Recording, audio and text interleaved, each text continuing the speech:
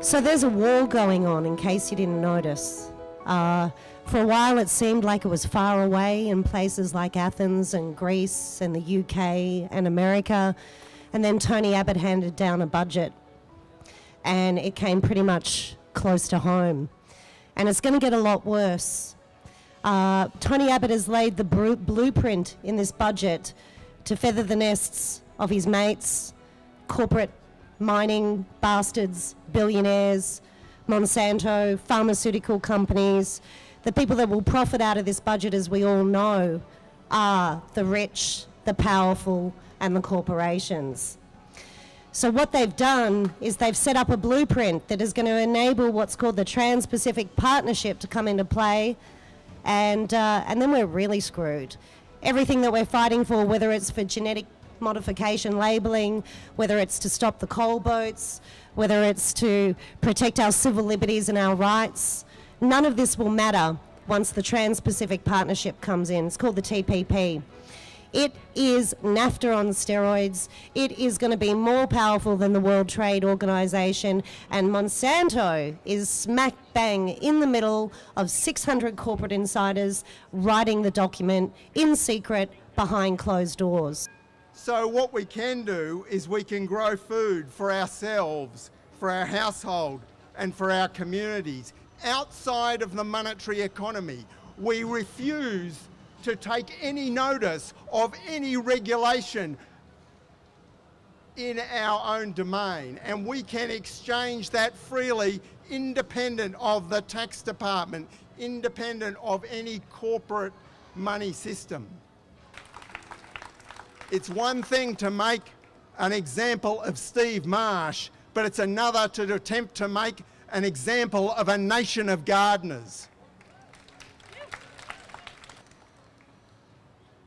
We can buy seed from organic and heirloom suppliers, people who are existing, who are still operating in the commercial realm and who are providing some alternative to those narrowing centralised control of seeds that we know about.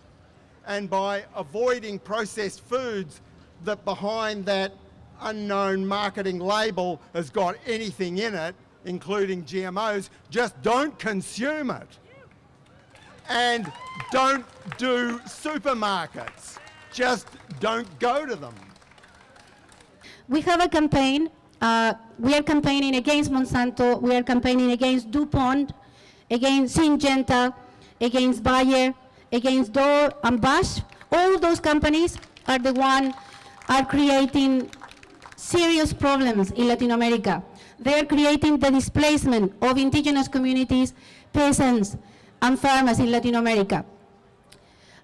But there is the good part of my speech is that there is a lot of Latin American countries now changing, saying no to Monsanto, and I will mention the name of those countries because it's important. It's important when there is a campaign and the people decide to mobilize, and the mobilization of people in the street make changes, make real changes. And I'm talking about Peru. Peru, who has introduced a 10-year ban on GM crop production. So that's a very, very good thing happening there. We have in Venezuela, they haven't approved the GM crops at all in Venezuela.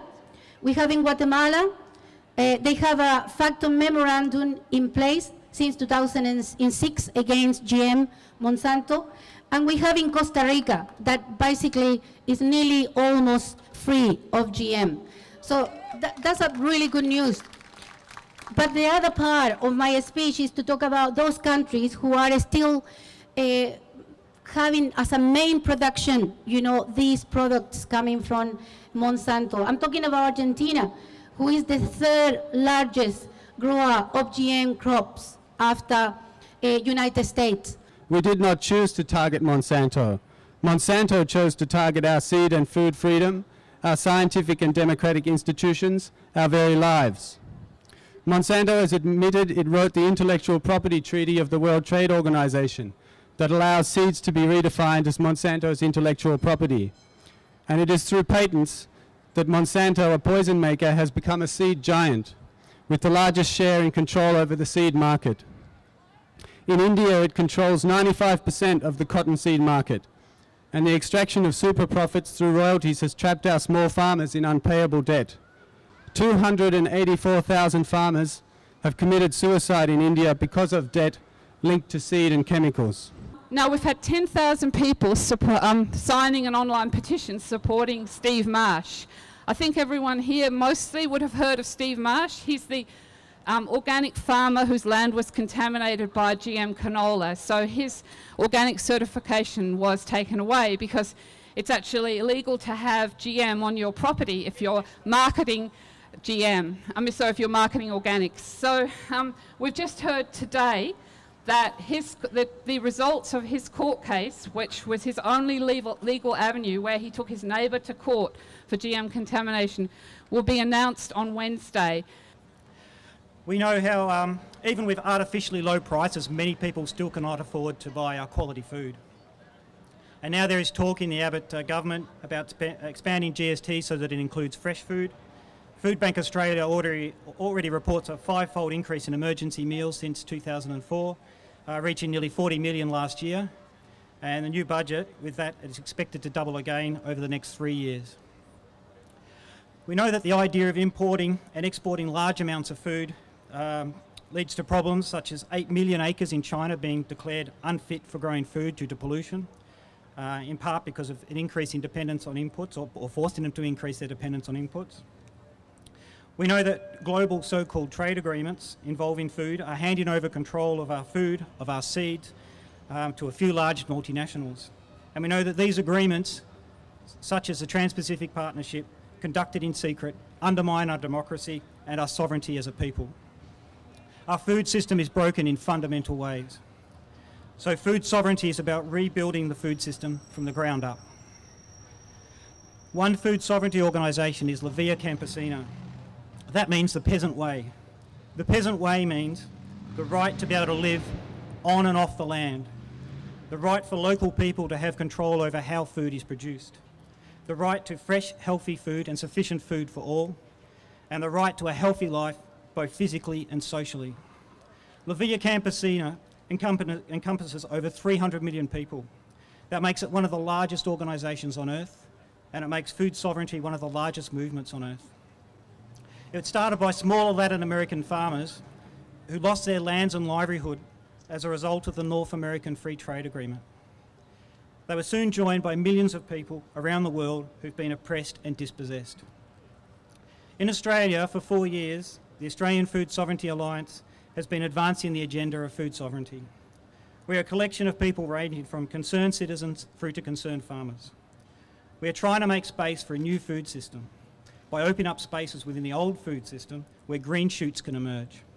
We believe that given the huge task ahead, that building networks and communities that can support and learn from each other is critical.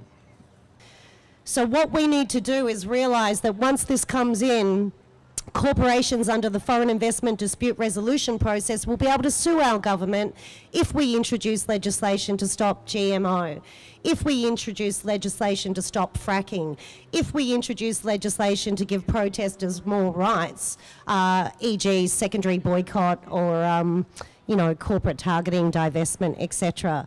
Instead, our government is making every signal, just as America and Washington wish, to make sure that they lock down the capacity for those who wish to dissent, and to make sure the floodgates are open for corporations to treat this country like a giant chemical experiment and a quarry.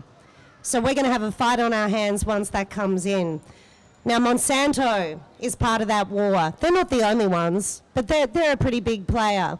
And that war is very, very clear, a war about the corporate state against the community. We're seeing it everywhere. Make no mistake, this is a war. Is that a violent word? Do people find that offensive? Maybe, but we are at war. And it's about the future direction of this country and the globe. And our brothers and sisters are fighting just as hard as we are across the globe to hold back this tyranny, this corporate tyranny, this intent on taking over 12 partnering nations around the Asia Pacific's capacity to legislate in the people's name. Understand what that means. It means it doesn't matter if you get GMN labels, because they will just sue the government to override that legislation. It doesn't matter if you don't want your water poisoned with fracking chemicals, they will just sue the government. This is huge. And you know what they do? They create all these spot fires, so you can only think about what's in front of you. Save my backyard, save my school, save my local shared garden. And in the meantime, they're behind the scenes, in secret, negotiating something that will take away all of your rights. All of your rights.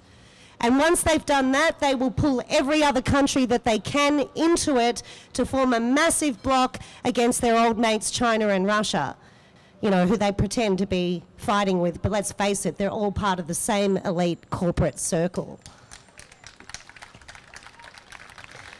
Recently, Monsanto took over Climate Corporation to control climate and weather data and commodify it. Monsanto wants super profits through total control over nature and humanity.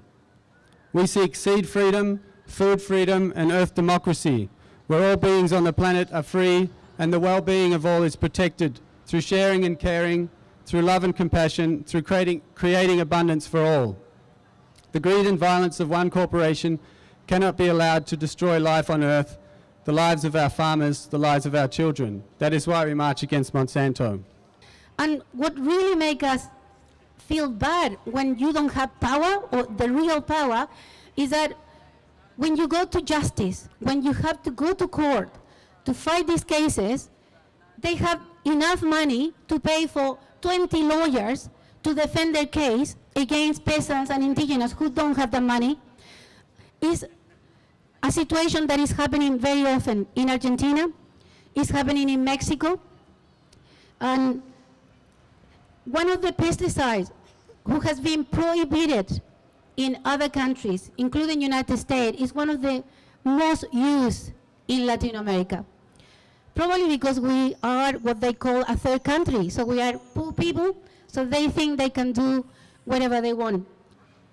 Probably more important than any fresh food we buy, we need to secure our supply of our staple grains, the food that really sustains us. And for most of us, that is wheat and a whole lot of other grains. This is a really important issue that people just do not understand.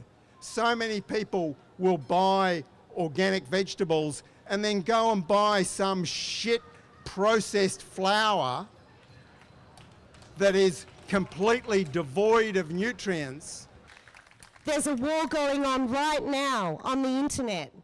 In America, they just knocked down net neutrality. Sounds like a geeky term, hard to understand. What does it mean? It means if you're a rich corporation like Monsanto, you get a tube of internet speed this big so you can access every single bit of data that you want on the internet. But if you're an unemployed student starving in the suburbs of Melbourne, you'll get this much access to information. So you won't even be able to find the information that tells you about Roundup and the way every damn council in this city uses it in the residential streets out the front of your house where your baby is inside, okay? So understand that the war that's going on is on every level.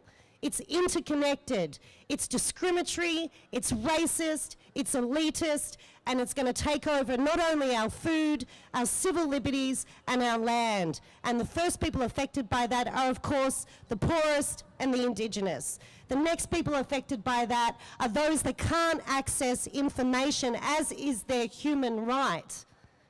So pretty soon, when they try and introduce net neutrality here, understand what that means is that eventually you won't be able to share information about Monsanto. When they introduce the TPP, and your uncle who owns a farm down in Gippsland wants to stop them fracking, understand they will sue the government and make us pay billions in compensation to that already profitable organisation that takes their money offshore. So there is a war. It's about our food, it's about our water, and it's about our rights. And this is really a massive endgame by Western liberal democracies to put in place a neoliberal agenda harking back to Thatcher and Reagan that says the individual is more important than the community. And everyone here today knows that that's not true. It hasn't worked well for us over the years, you know? So the question is not whether you know that information, the question is what do you do with that? The question is, what do we all do with that? What I see happening is that we are building a global, civil, environmental rights movement that the world has never seen before. Let's also remember, Monsanto's gift to the world was Ancient Orange, okay? These guys are not beyond warmongering and chemical warfare. So it's not just about what goes on your plate, it's what their chemicals are used for. Now, they divided Ancient Orange into several chemicals, and up until only 10 years ago, they were still spraying Victorian farms with part of that chemical. And if you look at those regions, the birth defects, the miscarriages, the problems that mothers are having with their breast milk, there are repercussions that have gone through a whole generation because our government is either too stupid, too lazy, or too greedy to stand up to these massive corporations. So the battle that we face in this decade is enormous, and it is interconnected. The mining companies, the military-industrial complex, and their corporate mates all share profits. They all support each other. They are not interested in what happens in 2050. They don't care if climate change displaces people across the Pacific Rim. They will own the Pacific Rim and those sovereign nations through the TPP. So why should they care if generations of matriarchal culture are displaced because their islands are underwater? Why should they care if your children or my children suffer chronic asthma from being exposed to Roundup or kidney failure? Why should they care if a farmer in WA has an entire life's work of organic farming ruined because the state government and Monsanto decided to trial GM right next to his property? They don't care. Corporations don't care. They have been indoctrinated and inculcated to believe that money and infinite growth is the solution. And it is no longer the solution. If we continue down this path, we are going to destroy not only our own communities, but the entire planet. We need to come out and stop being afraid of confronting those in power. Stop being afraid. I am more scared about my grandchildren having no food to eat that is not mutated and having nowhere to live because half of Victoria is a dust bowl and we can't grow food here. We need to understand our issues are interconnected. It's not enough for you to come to a Monsanto rally any more than it is enough for students to go to a student rally. If we want to build strong movement and take back our democracy, because remember, it is our power that we've given away to industrial agriculture, industrial mining, industrial education. They are turning us into battery hens, is what they are doing. And we need to support each other and understand those interconnections. People are giving up their lives, their educations to go on blockade, to risk arrest. And the question is, what's your line in the sand? When will you stand up? When will you keep coming back out? When will you decide it's more important that you come and stand with the people than go and have a coffee or a glass of wine somewhere?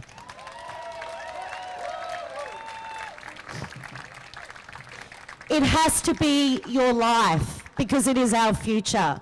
It has to be your life. You can start this week. 2 things you can do.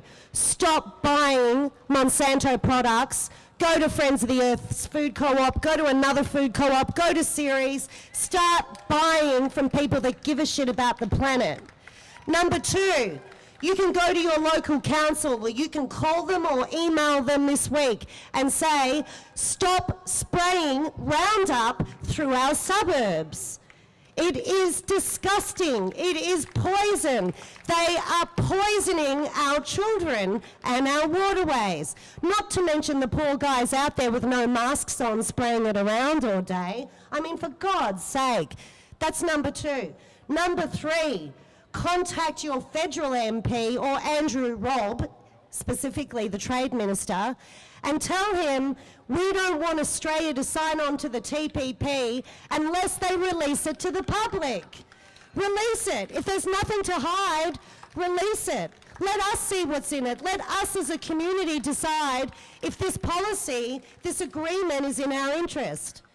And number 4, support every protest that you can to build movement. Join a local group. I don't care if you're an anarchist, a socialist, a Liberal Party member. Join a freaking group. Get active. Get involved. You don't have to be out on the streets all the time. You can be on social media. You can write letters. You can talk to your community. Be active. Make activism to change our world part of your everyday life. Every single day. Do one thing. One thing. Then maybe, just maybe, we have a chance of turning this around. And if we do nothing, the corporations are not only going to destroy our food, they're going to destroy this planet. Thanks for coming.